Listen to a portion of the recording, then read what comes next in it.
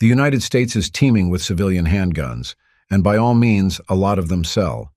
But for most parts, there are certain units that just outperform the rest in terms of getting off shelves fast and making tons of green. What's up, everyone? This is your host, Ted from Line 45, and today, I'm going to reveal to you the best-selling handguns here in America as of March 2025. And yes, I've removed the Glock 19, 17, and 43X because they're obviously doing well. Before anything else, let me do this quick plug. Hit the like and subscribe buttons, all the buttons that you can see below. Don't forget to leave a comment too. I know it feels like a hassle, but those things help my channel a lot. Now, let's get back to the good stuff. Ruger LCP Max. The reason the Ruger LCP Max became one of the best-selling pistols in the US is pretty simple. It's exactly what a lot of folks were looking for in a carry gun. Ruger took the same pocket-sized footprint that made the original LCP so popular and finally gave it what it was missing. 10+1 capacity, real sights, and a trigger that doesn't feel like an afterthought. It's still stupid light and still easy to carry anywhere. But now it actually shoots like a proper defensive pistol. One of the obvious aspects about the LCP Max is that it's ridiculously small. It's 5.17 inches long, 4.12 inches tall, and just over 0.8 inches wide. And at 10.6 ounces unloaded, it weighs less than most smartphones. You toss it in a pocket holster, waistband, ankle rig, hell, even a jacket pocket, and it just disappears. That's what makes it so attractive for daily carry, especially in summer when everything prints through a t-shirt. It's about as low profile as it gets. But what really made me raise an eyebrow was the capacity. 10+1 rounds in a flush-fit mag, and Ruger even makes a 12-rounder if you want a little more to grab onto. That's serious firepower for something this size. They pulled it off with a double-stack mag, but the grip still feels slim. It doesn't feel like you're holding a brick like some of the other high-capacity compacts out there. It's still very much a pocket gun, just one that holds more than double what the old-school LCP gave you. Now it's a hammer-fired gun, not striker-fired, and it runs Ruger's secure action trigger system. There's a little safety blade in the trigger, and it breaks right around 6.9 pounds, or at least mine does. For a gun this small, that trigger is honestly solid. It's smooth, has a decent wall, and the reset is short enough to run follow-up shots without needing to slap the trigger hard. No manual safety, which I prefer, but you do get a firing pin block and internal drop safety, so it's safe to carry loaded in a decent holster. The slide's made of alloy steel, finished with black oxide, and it's got front and rear serrations that are deeper than you'd expect on something this small. Even with limited slide real estate, I can get a good grip for press checks or admin loads. And yeah, it locks back on empty, which was one of the biggest gripes people had with the original LCP. This is a legit upgrade. Meanwhile, the frame is Ruger Y glass-filled nylon, and the grip texture hits that sweet spot. It gives you enough bite to hold onto during recoil, but it's not so aggressive that it chews through your skin or shirt. It's a smart layout. You get flat sides, rounded backstrap, and minimal snag points. Moreover, you'll also enjoy its small slide stop that's functional and a mag release that's reversible, which is a nice touch for lefties. You don't have to go haywire about its sights. No more milled-in rear trench like the old LCPs. The Max gives you a tritium front night sight with a white outline, and the rear is a drift-adjustable U-notch. For a pocket pistol, that's basically top tier. You can actually aim the damn thing day or night. And since they're dovetailed, you can swap them out if you want something different. But so far, I haven't felt the need. And pricing is another reason this thing is flying off shelves. MSRP is around $479, but you'll usually find it closer to $400 on the street. That's a killer deal, especially if you're buying your first gun or looking for something discreet to rotate into your carry lineup. Springfield Armory, Hellcat Pro OSP. When Springfield Armory dropped the Hellcat Pro OSP, it wasn't just a new version of their best-selling Hellcat. It was a direct answer to what a lot of us had been asking for. They basically took the micro-compact that basically redefined capacity in a tiny frame and stretched it into a slim, red dot-ready pistol with full-size performance. In terms of size, this thing just fits. You've got a 3.7-inch hammer-forged barrel, an overall length of 6.6 inches, And the grip comes in at about 4.8 inches tall with the mag in. It's just 1 inch wide, and the whole thing weighs around 21 ounces unloaded. So for me, it carries like a compact but shoots like a duty pistol, kind of that Goldilocks setup. It disappears at appendix carry but still gives you a good full grip, which makes a huge difference when you're running drills or shooting hotter ammo. But let me get to the real reason this thing sells like crazy, which is its capacity. From the jump, you're getting a 15-round flush mag, and Springfield even tosses in an extended 17-rounder. And that's all in a gun that's barely wider than an inch. It gives you legit full-size firepower in a package that's slim and comfortable to carry. You're not sacrificing rounds just to keep the gun small anymore, and that alone is worth the upgrade for a lot of folks. Its slide is solid, as it's machined steel with a melanite finish, and front and rear serrations that are actually useful, and that OSP cut is where things really shine. It's ready for micro red dots using Springfield's micro footprint, which fits optics like the Hex Wasp, Holosun 507K, and others in the RMSC class. Some optics might need a thin plate to get the right fit, but you're not having to send the slide off to get milled, and that's a win. I threw a 407K on mine, and it's been rock solid. Sights are solid, too. I am talking about a tritium front paired with a U-notch rear. They line up fast, and even without a red dot, I'd run them confidently. They're not plastic, they're not junk, and they actually work in low light. And then there's the accessory rail. It's a real Picatinny rail, not some weird proprietary cut. I've got a TLR7 sub mounted on mine, and it fits like a glove. Being able to run a light on a slim carry gun like this is a huge plus for me, especially for home defense or when I'm out past dark. Now, one thing I really noticed when I took it to the range, the recoil is super manageable. That longer slide and the extra barrel length make it shoot flatter than the original Hellcat for sure. It tracks smoother, doesn't flip as much, and the dual captive recoil spring system really soaks up that snap you normally get with small 9s. Even with plus P loads, it stayed controllable.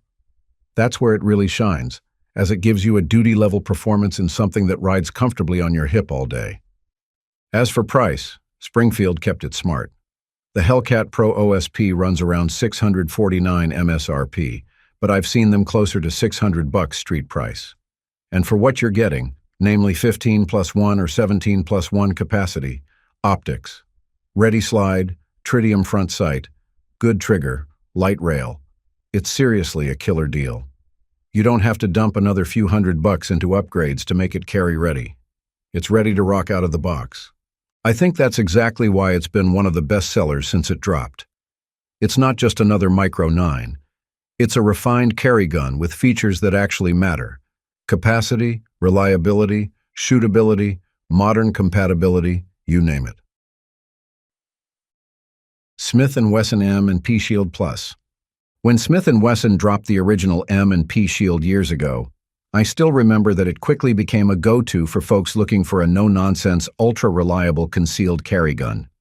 It was slim, lightweight, dead simple to use, and backed by a brand that's been building duty-ready sidearms for over a century. But as the market shifted toward higher-capacity micro-compacts, the old Shield started to show its age. That's where the Shield Plus steps in. It's not just a minor tweak, as it's Smith & Wesson's answer to guns like the P365 and Hellcat, built on the same proven Shield frame but reworked from the inside out with a better trigger, more capacity, and modern carry features that shooters have been asking for. Let's talk about size first. The Shield Plus is still slim, and still easy to tuck in at the appendix or strong side. It's only about 6.1 inches long, 4.6 inches tall, and 1.1 inches wide, and it weighs a hair over 20 ounces unloaded. That's perfect carry weight. It doesn't pull your belt down and doesn't print unless you're wearing something skin tight. It disappears when I carry its appendix, and I've run it on hot days and long hikes. Actually, you might forget it's there. Now the capacity. This was the upgrade. The old Shield tapped out at 7+1 or 8+1, which, let's be real, felt a little dated once guns like the P365 showed up. But the Plus? You're looking at 10+1 with the flush mag and 13+1 with the extended one. Factory mags, by the way. And they're solid. I run the 13-rounder most of the time, The extra grip makes the gun easier to shoot fast and flat, especially with plus P loads. That bumped it right into the modern carry game. No compromises on size or round count. Then there's the trigger, and man, Smith & Wesson got it nice and simple. The original hinged trigger on the old Shield worked, don't get me wrong, but it felt spongy. The Plus comes with a flat-face trigger that breaks clean and resets short, so you can feel it and hear it, which makes it easier to shoot fast and stay on target. It's consistent, predictable, and doesn't feel like a toy. Honestly, I wouldn't even bother swapping it out, as it's good to go out of the box. As far as the build, Smith didn't cut corners. The slide and barrel are stainless steel, both with their Armornite finish, which holds up great against sweat and humidity. The polymer grip is textured just right. It's aggressive enough to hold on to under recoil, but not so rough it chews your side up after a long day carrying. Way better than the old slick Shield grip, that's for sure. Now, if you're into running a red dot, Smith got you covered there too. The Performance Center models come optics ready, cut for RMSC footprint optics. I slapped a hollow sun on one for a buddy, and it lined up perfectly. Plus, you get fiber optic sights, a ported barrel, and a tuned-up trigger from the factory. Honestly, for a carry setup, you're getting a lot for the money, and you don't need to send anything out for custom work. Timing-wise, the Shield Plus dropped when the concealed carry market was exploding. Tons of new shooters, lots of folks upgrading old gear, and a lot of loyalty to the Shield name. Smith had already sold millions of the original model, so when they dropped the Plus with higher capacity and better features, everyone paid attention. It fits existing holsters for most people, the mags were reliable, and it just felt like a Shield, but this time, only better. Sig Sauer P320. The Sig P320 is one of those pistols that just clicked with a ton of shooters, including me. And it's not hard to see why. It's not just a reliable 9mm. It's the way it's built around this crazy flexible modular system that really got people buying in. You're not just picking up a gun, as you're actually buying into a whole platform. The heart of it all is the fire control unit. That's the serialized part. It's a stainless steel chassis with the trigger, sear, and guts inside, and it drops into any number of grip modules and slide assemblies. Full-size, compact, subcompact, whatever fits your needs. I've personally switched mine from a carry grip with a compact slide to a full-size setup with a threaded barrel and red dot, all using the same fire control unit. You can even change calibers between 9mm 40S and W and 357 SIG using the same core.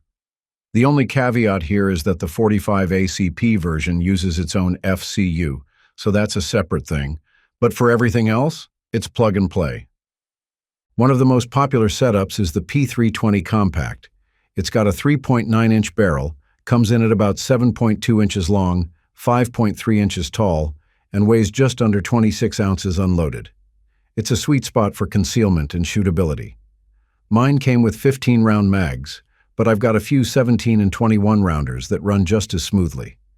Toss in a grip module from Sig's X-Carry line, and now you've got a better undercut, a little beaver tail, and a grip angle that just locks into your hand.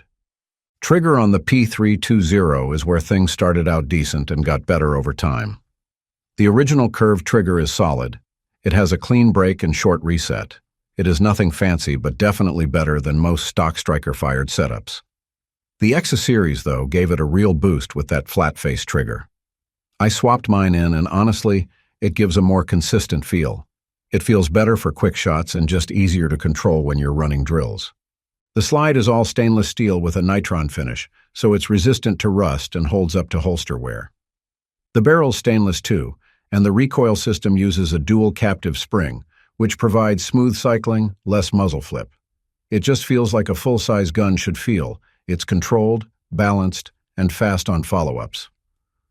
One of the things that really sells this gun to shooting consumers is its optics-ready slide on the newer models, especially the X-Carry Pro and X-Compact.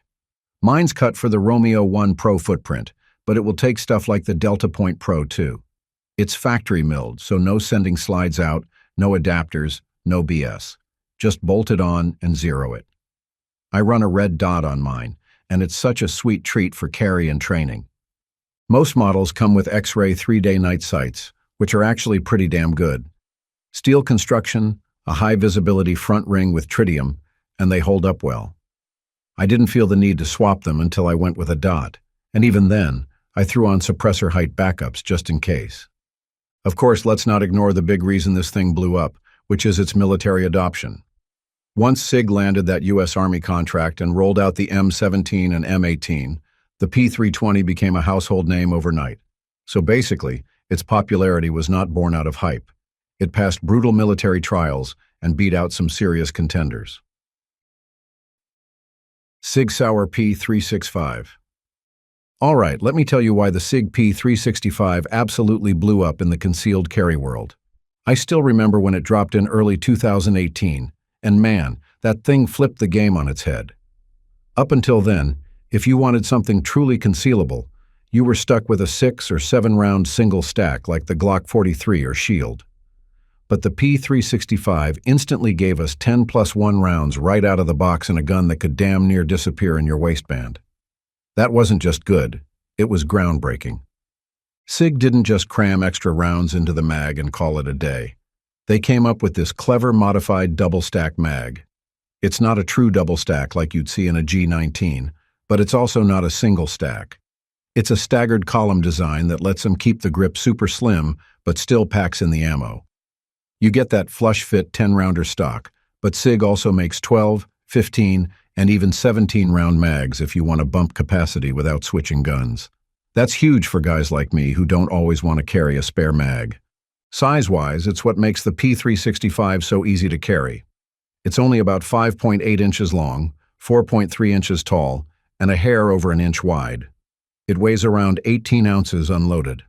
That's micro-compact territory, but here's the thing. It doesn't shoot like one. The grip module is shaped just right, so even with big hands, I can get a solid 3-finger grip, especially with that little pinky extension. They did a nice job undercutting the trigger guard too, so you get that high and tight grip that really helps with control under recoil. One of my favorite parts of the P365 platform is the modular fire control unit. That's the serialized part of the gun. It's a stainless steel chassis you can pop right out of the frame. So if you want to upgrade to a longer slide or try out a different grip module, you're not buying a whole new pistol. You just transplant the FCU into a P365XL or P365X setup and you're good to go. I've got mine set up with the extra large grip and a standard slide. It's like building your own Franken-carry rig, and SIG makes that stupid easy. The sights they throw on from the factory are no joke either. You get X-ray 3-day night sights, which are full steel, not plastic, and they've got that bright green ring on the front dot, plus tritium for low light. A lot of guns come with throwaway sights that I swap immediately, but I've actually kept these on. Now, if you go with the P365X or XL, those come optics ready with a Shield RMSC footprint, so you can mount a micro red dot like the ROMEO0 right onto the slide. No milling, no hassle. It's perfect for guys running dots on carry guns. Notably, the original P365 has a curved trigger, and it's solid. It has a pretty clean break and a short reset. I've shot mine next to Glocks, and honestly, it holds its own. Now, the flat-face trigger that comes standard on the XL and X models, and that's even better, at least for me. It just feels more natural on the press and gives you better leverage. As for internals, it's all striker-fired, with striker safety, disconnect safety, and built-in drop protection, so it's safe to carry without manual safety, though SIG does make a thumb safety version if that's your thing. The slide and barrel are both stainless steel, and the nitron coating on the slide holds up well against sweat and holster wear. The polymer grip module is tough, well-textured, and fits comfortably in a bunch of different carry positions. And the dual captive recoil spring smooths out the snap, so it doesn't feel snappy like a lot of other micro-compacts I've tried. But what really made this pistol blow up was timing. The market was starving for a true high-capacity carry gun that didn't feel like a brick in your pants. Folks from SIG came in with something compact, high-quality, optic-ready, and dead-on reliable, and people jumped on it. Hell, even departments and off-duty cops started running these.